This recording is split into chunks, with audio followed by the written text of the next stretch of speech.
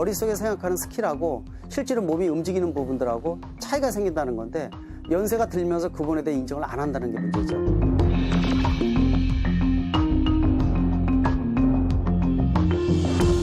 최근 추세는 고령 운전자에 의한 사망사고가 좀 증가를 하고 있고요.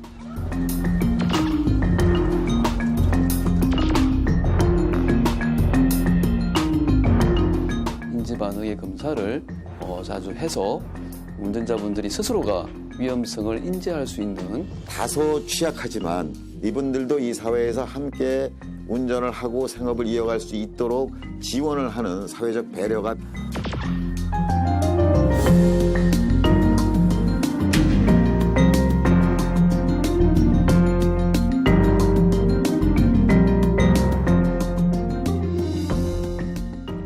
현재 전 세계에서 가장 빠른 속도로 늙어가고 있는 우리나라. 아동과 경제활동 인구는 모두 줄고 있는데 만 65세 이상 인구는 늘고 있습니다. 이 도표는 전체 인구의 연령 구조를 알 수 있는 표입니다. 1960년대 가장 높은 곳에 81세가 표기되어 있고 2016년에는 101세가 표기되어 있습니다. 고령자의 숫자도 늘었지만 고령자의 연령은 더 높아졌다는 이야기입니다.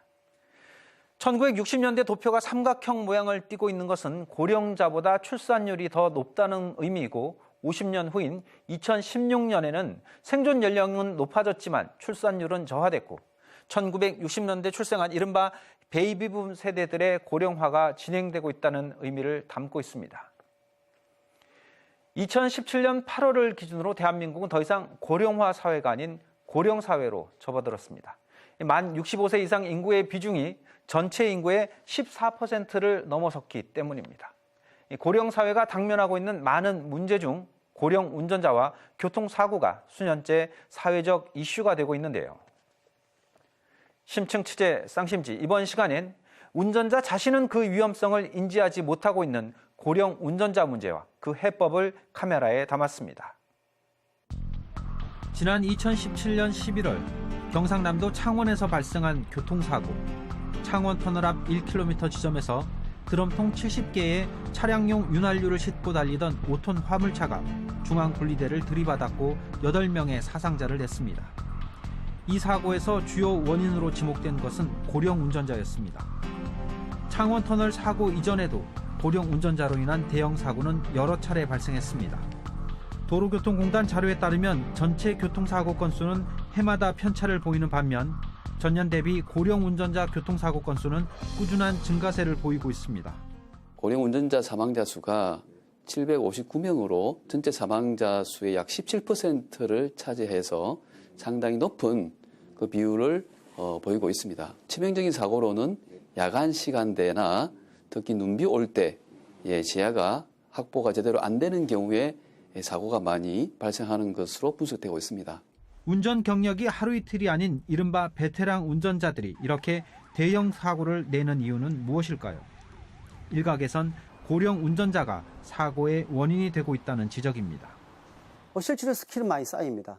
보는 눈이 생기는 거죠. 운전할 때 어떤 부분에 대한 위험성이라든지 또 해보질 않아도 경륜이 몸에 쌓이다 보니까 스킬 자체는 늘어납니다. 문제는 머릿속에 생각하는 스킬하고 실제로 몸이 움직이는 부분들하고 차이가 생긴다는 건데 연세가 들면서 그 부분에 대해 인정을 안 한다는 게 문제죠. 다시 말하면 판단 능력과 기기 조작 능력이 떨어지는 부분들, 이 부분이 가장 큰 문제점이라고 볼 수가 있습니다. 65세 미만 운전자의 운전면허 갱신 기간을 살펴보면 2011년 12월 8월 이전에 면허를 취득했을 경우 1종과 2종은 각각 7년과 9년마다 갱신해야 합니다. 그리고 2011년 12월 9일 이후에 면허를 취득했을 경우엔 1종과 2종 모두 10년마다 면허를 갱신하게 되어 있습니다. 일반적으로는 면허증에 갱신 기간이 적시돼 있어 이를 따르면 됩니다. 적성 검사를 받은 후 면허를 갱신하도록 한 것은 운전을 할 수 있는 능력이 있는지를 재확인하기 위함입니다.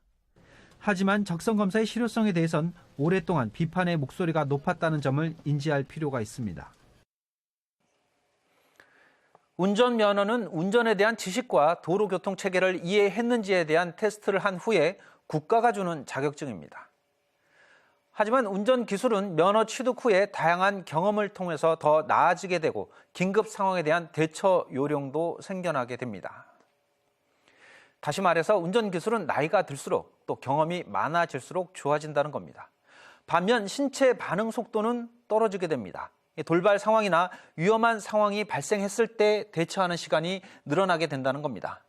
일정 연령까지는 좋아진 기술이 늦어진 반응 속도를 보완해주지만 그 한계점을 넘어서면 위험한 상황이 발생할 수도 있게 됩니다. 그렇다면 위험성이 높아지는 시점을 언제쯤으로 생각해 봐야 할까요? 일반적으로 쓰이고 있는 노인의 기준은 유엔이나 전 세계적으로 쓰이고 있는 65세입니다. 이는 1880년대 유럽 동북부 지방에서 연금 제도를 도입했을 때 쓰던 기준이었습니다. 130년이 지난 지금까지도 이 기준이 쓰이고 있는데요. 고령 운전자에 대한 기준도 마찬가지로 65세입니다. 그런데 개인마다 차이는 있지만 최근에는 이 65세가 노인 혹은 고령의 기준으로 쓰기에는 너무 이르다는 목소리가 높아지고 있습니다. 우리는 나이가 들면서 신체의 변화를 느끼게 됩니다. 이 중 약해지는 청각과 시각, 느려지는 반응 속도 등이 운전 능력과 직결되는 문제입니다. 일반적으로 운전하는 데는요, 젊은이들도 인지 판단 조작 과정이 이루어지거든요. 그래서 인지라는 것은 시각적인 정보 또는 청각적인 정보를 통해서 그 종합적인 정보를 일단 입력을 하는 게 인지 부분들이고, 그 부분들이 이제 종합적인 판단을 하는 전두엽과 관련된 부분들뿐만 아니라 손에서 브레이크를 밟거나 엑셀을 밟는 부분들 안에서 이 반응 시간이 지연되기 때문에 나중에는 이제 젊었을 때에 비해서 훨씬 더 느려지게 되는 거죠. 나이가 들어감에 따라 운전 시 인지 능력의 퇴화, 교통안전의식의 약화, 노인성 질환으로 인한 운전 능력 저하 등이 지적되는 상황. 고령 운전자의 법규 위반 사항을 살펴보면 안전운전 의무 불이행과 신호위반, 안전거리 미확보 순으로 나타납니다. 아무래도 인지 반응의 속도가 이제 느려지게 되는 거죠. 그러다 보니까 생각보다 젊었을 때를 항상 생각하시기 때문에 조금씩 늦어지는, 그래서 브레이킹이 늦어져서 앞차와의 추돌 사고가 증가한다든지 우회전이나 좌회전 할 때의 그런 각도가 조금씩 늦어짐으로 해가지고 생기는 그런 크고 작은 사고들이 발생하고 있습니다. 이에 대해 전문가들은 몇 가지 대안을 내놓고 있습니다. 그중 가장 많은 사람들이 알고 있는 운전면허 반납제. 운전면허를 자진 반납하는 것은 자신이 판단하기에 운전이 불가능하다고 생각될 경우에 타인의 강요가 아닌 스스로 운전면허증을 반납하는 것입니다. 그 권리에 대한 거, 운전에 대한 것들, 이런 부분들까지 박탈당한다 그러면은 상대적 박탈감이 큰 게 고령자층이라고 볼 수가 있는데, 이러한 상대적인 인센티브 정책이 없는 상태에서 자진 운전면허 반납이라는 것 자체는 내 권리를 포기하는 거거든요. 그럼 포기할 수 있는 만큼 정부나 지자체에서 그만큼의 인센티브의 대체 제도를 만들어줘야 되는데, 하지만 반납제를 강제로 시행하는 것은 운전할 수 있는 권리를 침해할 수 있다는 문제를 갖고 있기도 합니다. 결국 고령 운전자의 사고를 막기 위해서 수반돼야 할 것은 스스로가 운전 가능한 상태인지를 객관적으로 인지해야 한다는 것인데, 현재 고령 운전자 사고가 급증하는 상황을 보면 운전자의 자각에 기대를 걸긴 힘든 실정입니다. 그 고령 운전자가 운전하는 운전 능력이나 환경은 취약해지고 있는데, 그 운전대를 잡고 있는 본인은 취약해지는 것을 인정하지 않고 평소 젊어서 올바른 판단하고 행동할 때에 그 사고로 그대로 행동을 한다는 거예요. 몸의 상태는 서서히 변하는 것이고 운전은 매일 하는 것이기에 그 변화를 알아차린다는 것은 쉽지 않은 일입니다. 문제는 갱신기관에 하는 적성 검사가 그런 변화를 알 수 있을 정도로 정밀하게 진행되지 못하고 있다는 점입니다. 그래서 제일 중요한 것이 본인의 기기 조작 능력이나 판단 능력이 자기가 생각하는 만큼 되질 않고 떨어진다는 것을 인지를 시켜주기 위해서는 테스트를 많이 해줘야 돼요. 그러니까 전국 지자체에서 70 넘는 분들, 이런 분들한테는 실제로 이런 걸 테스트를 편하게 할 수 있게끔 언제든지 내가 이 의뢰를 하면 얼마든지 어느 정도가 되는지, 옛날 젊을 때 나이에 비해서 몇십 %가 떨어졌는지, 이런 것들을 인지를 하면은 이거 운전을 하면 안 되겠구나라는 거를 피부 느끼거든요.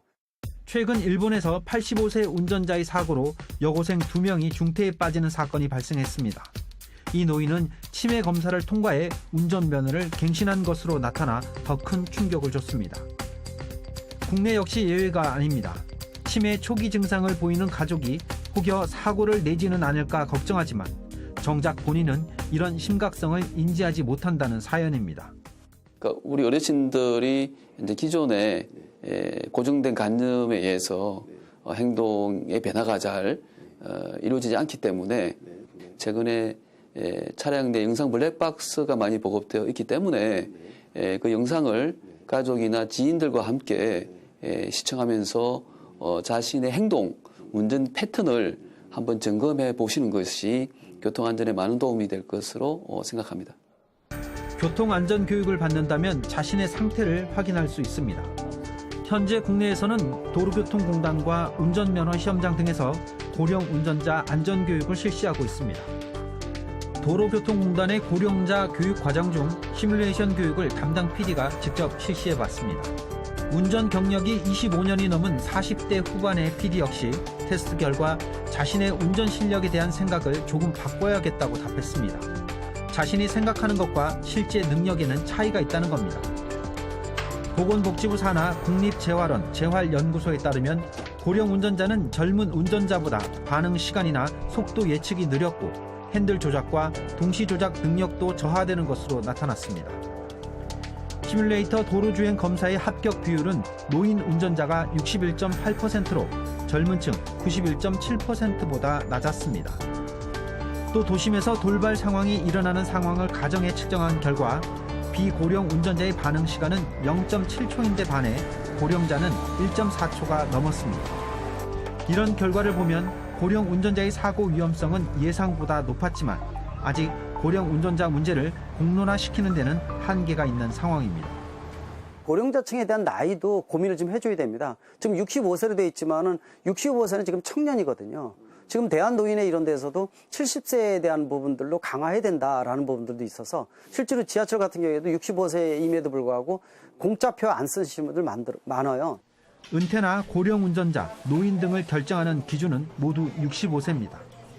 하지만 시대가 바뀌면서 노인에 대한 기준도 새롭게 정립해야 하고 이에 따른 고령 운전자의 기준도 바꿀 필요가 있다는 게 전문가들의 지적입니다. 운전 안전이라든가 기타 좀 특별한 교육 받는 거는 그냥 사고를 내거나 뭐 그렇게 해서 이제 이 뭐 벌칙 내지는 그런 걸로 이제 운전 받는 거 외에는 일반적으로 그런 상황에 대해서 너무나 우리가 신경을 안 쓰고 있습니다. 고령 운전자 문제에 대한 대안책을 이야기할 때 가장 많이 거론되는 국가는 바로 이웃나라 일본입니다. 일본은 1997년부터 고령 운전자에 대해서 자진 면허 반납 제도를 시행하고 있습니다. 물론 이 제도가 제대로 정착한 것은 최근 4, 5년 사이의 일입니다만 고령 운전자들의 동참이 늘고 있고 정부도 면허를 반납한 노인들에 대해서 다양한 정책들을 내놓고 있습니다. 다른 나라의 사례도 살펴보겠습니다. 호주의 뉴사우스 웨일즈의 경우 85세 이상 운전자들에게 2년마다 한 번씩 시험을 치르게 하고 있습니다. 또 미국의 일리노이주의 경우 81세에서 86세 운전자들에게 2년마다 한 번씩 시력 검사를 하고 또 도로주행 시험을 치르도록 하고 있습니다. 심지어 뉴질랜드의 경우는 80세 이상이 되면 면허가 자동 반납되고 운전을 하기 위해선 별도의 시험을 치러야 합니다. 반면 우리나라의 경우는 어떨까요? 치매 환자조차도 6개월 이상 장기 입원을 하지 않으면 운전을 막을 방법이 없는 상황입니다. 정부는 최근에야 고령 운전자들에 대한 적성 검사 기준을 단축하고 또 운전면허 시험을 강화하겠다고 밝힌 상황입니다. 고령 운전자 정책의 가장 큰 난제는 생계형 고령 운전자에 대한 대안이 마련돼야 한다는 점입니다. 운수업을 비롯해 생계형 운전자 상당수가 고령 운전자에 속하기 때문입니다. 일정한 프로그램이 시니어 인턴십 프로그램을 하고 있는데 거기에 참여하는 사람들 가운데 한 12% 정도가 운수업 분야에 종사하고 있습니다. 기업에서 65세를 정년으로 마친 퇴직자들은 연령 제한 없이 일할 수 있는 직업을 찾게 되고 여기서 운수업이 가장 대표적인 직업으로 손꼽힙니다. 이쪽 업종의 또 이제 이 추세가 예컨대 이제 택시 운전이라고 하는 직업을 요즘 젊은 사람들이 하지 않습니다. 그건 왜냐하면 택시 운전이라는 직업이 그만큼 취약하기 때문인데 그러다 보니까 고령 운전자들만이 할 수밖에 없는 이런 직종으로 생계형 운전자의 종류는 화물차 운전자, 택시 운전자, 버스 운전자 등입니다. 특히 택시의 경우 고령 운전자가 더욱 많다는 것이 전문가들의 공통된 의견입니다. 지난 2016년 노인인력개발원에서 1000개의 중소대기업을 대상으로 60세 이상 고령자가 얼마나 필요하겠냐는 질문을 했고 여기서 운수업이 세 번째로 많은 부분을 차지했습니다. 특별하게 어떤 객관적인 테스트를 통해서 그렇게 정확한 결과가 안 나타나는데 그분이 사고를 못 자진했다 이렇게 해서 당신은 나이가 높아서 운전을 하기 어렵다. 뭐 운전면허증을 앞으로 발급하지 않겠다. 이렇게 하는 거는 이거는 연령차별이라고 하는 굉장히 인권적인 문제에 해당이 될 수 있고요. 운전의 경우 나이에 따른 차이만큼 개인적 차이도 크다는 분석입니다.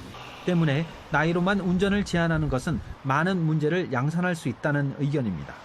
정확하게 이렇게 정말로 나이와 비교해서 통계가 나온다거나 어떤 똑같은 조건에서 이렇게 운전을 했을 때 어떻게 된다는 게 이게 아직은 명확하지는 못합니다. 최근에 나온 미국의 자료도 그렇고요. 우리나라도 지금 한 몇 년 전에 이 교통 관계되는 그런 이 단체에서 연구한 그런 결과를 보면은요, 사실은 20대가 훨씬 더 사고를 많이 냅니다. 통계조차 낼 수 없는 상황에서 운수업에 종사하는 고령 운전자 문제를 정확하게 진단하기는 어려운 상황. 교통안전공단이 2016년에 조사한 사업용 차량 고령 운전자 조사에 따르면 버스는 약 9천여 명, 택시는 27만여 명의 고령 운전자가 종사하고 있다고 합니다. 현재 버스의 경우는 65세 이상 운전자는 3년마다 한 번씩, 70세 이상이 되면 매년 한 번씩 자격 유지 검사를 하고 있습니다. 그리고 2019년부터는 고령인 화물 운전자와 택시 운전자에게도 자격 유지 검사 제도가 도입돼 같은 기준으로 검사를 받게 됩니다. 생계를 위해서 하고 있는 사람들한테 뭐 그런 거 자꾸 이제 적성 검사 기간 단축하고 뭐 자꾸 연령 가지고 얘기하고 이렇게 하면은 그럼 우리는 어떻게 살라고 하느냐 하는 건데 그것도 따지고 보면은 사실은 본인한테 안전을 위해서 또 가족을 위해서 남을 위해서도 훌륭한 또 아주 좋은 방법이기 때문에 그건 할 수 없이 그렇게 따라줘야 되지 않겠냐 하는데 그게 참 받아들이기가 힘든 게 현실적으로 그 운전을 하는 사람의 기본적인 어떤 심리가 아닌가 이렇게 생각합니다. 운전을 직업으로 삼고 있기에 그만큼 잘하겠지만 많은 시민에 대한 안전을 담보로 하고 있는 만큼 운전 능력에 대한 객관적 검사가 필요하진 않을까요? 택시 운전기사들은 고령 운전자에 대한 문제점을 어떻게 인식하고 있는지 물었습니다. 남의 생명을 볼모로 잡아서 이제 그걸 하는 거죠. 근데 이게 회사에서도 연세 많으신 분들을 채용을 안 할 수가 없거든요. 왜냐하면 기사 수급이 안 되니까. 보통 이제 차가 100대로 보면 가동률이 한 70%밖에는 안 돼요. 한 30%는 쉬고 있다는 얘기거든요. 그러면 100대면 30대가 쉬고 있으면 주야로 따지면 60대가 쉬는 거거든요, 하루에. 손실이 크죠, 회사에서는. 그러니까 이제 고령자분들을 고용을 안 할 수가 없어요. 나라에서 이제 어느 정도 뭐 65세라든지 라인을 정해서 그 이상 되면 상용용 자동차를 운전하는 거는 제재를 할 수 있는 어떤 그런 시스템이 되고 그분들한테 어떤 다른 일자리를 줄 수 있는 어떤 그런 게 좀 만들어지면 좋은데 아직 저희 나라에는 그런 게 좀 안 되는 것 같아요. 결국에는 그 노인분들의 복지가 돼야 그렇죠. 우리가 만난 택시기사들은 고령 운전자의 심각성에 대해 충분히 인지하고 있었습니다. 하지만 생계형 운전자에 대한 현실적인 대안이 필요하다고 말을 덧붙였습니다. 지금 정부에서 고령자들의 취업 방향 자체가 막혀 있다는 거죠. 실업률이 워낙 높기 때문에 그 활로를 좀 찾아줘야 됩니다. 고령화 추세는 더 많아지고 있고 그러면서도 이 고령 택시 운전자는 더 급증하고 있거든요. 그래서 그에 대한 활로에 대한 부분들 정부에서 마련해 주는 거 그러면서도 통로를 열어줘서 순환시켜주는 부분이 필요하고요. 국민의 안전과 생계가 얽힌 문제. 나이에 따른 규제만으론 복잡한 실생활 문제를 해결할 수는 없습니다. 그렇다고 방치할 수도 없는 상황.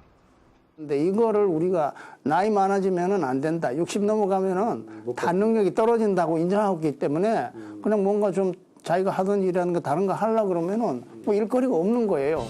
모든 운전자에게 개인차가 존재하듯 나이가 들어도 개인차는 존재하기 때문에 단정할 수는 없지만 생계와 국민의 안전, 두 마리 토끼를 잡기 위해선 정부가 현실적인 대안 모색을 서둘러야 할 것으로 보입니다. 우리의 운전면허 제도는 사실상 영구면허입니다. 음주운전 등으로 인해 면허가 취소되지 않는 한 운전을 계속할 수 있다는 말인데요. 현재 운전면허 제도에는 적성검사를 통해서 정기적으로 운전 능력을 재확인하는 방법이 있습니다. 하지만 실효성이 떨어진다는 지적이 많은데요. 그래서 고령 운전자에 대한 교육에 앞서서 적성검사를 강화해서 운전 능력을 제대로 검증하고 또 고령자에 대해서는 그에 해당하는 항목을 더 추가해서 검사하는 방식이 필요한 겁니다. 달라지는 교통제도 몇 가지를 살펴보겠습니다. 먼저 내년부터는 75세 이상 운전자들에 대한 면허 적성 검사 기간이 5년에서 3년으로 단축됩니다. 또 교통안전교육 2시간도 의무화됐습니다. 도심의 차량 제한 속도는 현재의 시속 60km에서 50km로 낮아집니다. 그 밖에도 2020년부터는 운전면허 응시 기준을 더욱 강화하겠다고 밝힌 상황입니다. 물면허에서 불면허로 바뀐 이후에도 면허에 대해선 더 까다롭게 바꿀 필요가 있다는 건데요. 정부의 이 같은 정책 변화는 면허증을 많이 발급하고 차량을 많이 판매하는 것보다는 국민들의 안전을 위해서는 차량을 제한하고 면허 기준을 더 까다롭게 해서 사고의 위험성을 줄이겠다는 뜻으로 해석됩니다.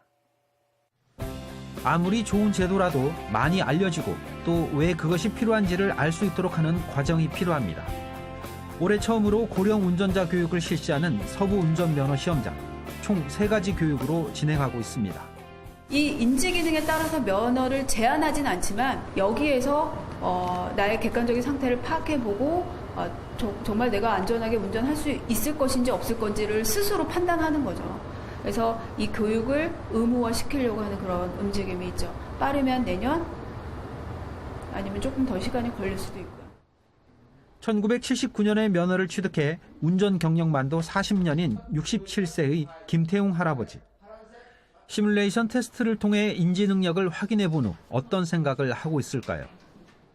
그걸 머리에 인식이 좀 되니까 신호 같은 거 이렇게 잘 지키고 또 속도 같은 걸 지키면 안전운전에 특히나 이제 나이 먹은 사람들은 감각이 떨어지니까 인지가 꼭 필요하다고 봅니다. 교육이라는 게. 간혹 주차할 때 인지 능력이 떨어졌다는 사실을 스스로 느끼고 있다고 말합니다. 할인 그런 걸 떠나서 역시 고령자들한테는 좀 필요하지 않겠냐 이런 생각이 들어요. 어떤 것들이 도움이 아니 뭐 안전교육이라든가 이거 나가서 어쨌든 간에 그 내용은 아하라고 하는 생각에서 역시 주인을 해야겠구나라든가 그런 것이 좀 도움이 좀 되는 것 같아요. 현재 고령 운전자 교육을 받는 이유는 대부분은 보험료 할인 때문이지만 막상 교육을 받은 뒤 생각은 달라집니다. 생각했던 것보다 이게 좀 간단하고 쉬울 줄 알았는데 오히려 당황하는 문제도 많이 있고 이게 빨리빨리 적응이 안 되니까 막 틀린 것 같고. 어르신들은 입을 모아 말합니다. 생각했던 것과는 다르다. 이것은 곧 내가 생각하고 있는 나의 상태와 실제 나의 능력은 다르다는 것입니다. 요즘에 고령자들 뭐 운전을 못하게 하고 이런 걸 떠나서 이런 거를 해야 되지 않겠냐 국가에서. 그걸 하면서 그걸 해야지. 공부를 그렇게 거시적으로 공부를 안 하고 면허 시험장도 도운 데밖에 없고 개선책보다도 이런 홍보 교육 같은 거 이런 교육받아서 인식을 해야 되는 거니까 특히 노인네들한테는 노인이라고 해서 하지 말라는 것보다도 이런 거를 기회를 필수적인 상태는 좀 못하지만 해주는 것이. 고령 운전자 문제는 당사자만의 문제가 아닌 사회적 문제입니다. 지금 이거는 고령자층 자체에 대한 문제점이 아닙니다. 전 국민이 설득과 또 홍보나 캠페인을 통해서 고령자층에 대한 여러 가지 문제점도 인식을 하고요. 또 세대 간의 갈등을 없애기 위해서 젊은 층들도 이해를 해줘야 되거든요. 왜냐? 본인들도 결국은 세월이 지나면 고령자층에 진입을 하기 때문에 그런 측면에서 모든 국민이 해당된다는 부분이 중요합니다. 그런 측면에서 갈등 해소를 할 수 있는 이런 어떤 정부의 신뢰성 있는 정책이 일관성 있게 지금 진행이 돼야 되고요. 하나의 법률이 제정되면 그 법률로 인한 피해를 주장하는 측이 생겨나게 됩니다. 고령 운전을 안전으로 막으려면 일부의 생계가 위협받게 되는 상황. 모두의 안전을 위해 정하는 규칙과 법률, 즉 모두가 상생하는 해법을 찾아야 합니다. 운전 자격을 강화하는 것은 모두를 위해서 당연한 결정입니다. 술을 마시고 운전하면 사고의 위험성이 높아지기 때문에 단속을 하고 또 운전을 제한합니다. 고속도로에서 잠이 오면 졸음 쉼터에서 쉬어갈 수 있도록 공간을 마련했습니다. 그것이 사고를 방지할 수 있기 때문입니다. 쏟아지는 잠을 참고 운전한 사람도, 음주운전을 한 사람도 나는 괜찮다라는 생각으로 운전을 하지만 만약 사고를 일으키게 되면 자신뿐만 아니라 무고한 다른 사람에게도 피해를 줄 수 있다는 점을 잊지 말아야 합니다. 그리고 운전자가 운전을 할 수 있는지 여부를 확인하는 것은 고령 운전자라고 해서 예외가 되어서는 안 될 것입니다. 그리고 운전을 할 수 없는 상황이 되었을 때 운전면허를 반납하거나 재검사를 받도록 하는 것은 운전자의 권리를 박탈하는 것이 아닙니다. 그것은 음주 측정을 받는 것처럼 보편적이고 당연한 절차로 인식해야만 합니다. 흔히들 말합니다. 누구나 나이가 들고 늙을 수 있다고. 하지만 그래서 더 중요합니다. 누구나 그런 상황이 될 수 있기 때문에 누구나 받아들일 수 있는 제도적인 장치가 필요한 겁니다. 그것이 고령 사회를 맞은 우리가 함께 살아가는 방법이기 때문입니다.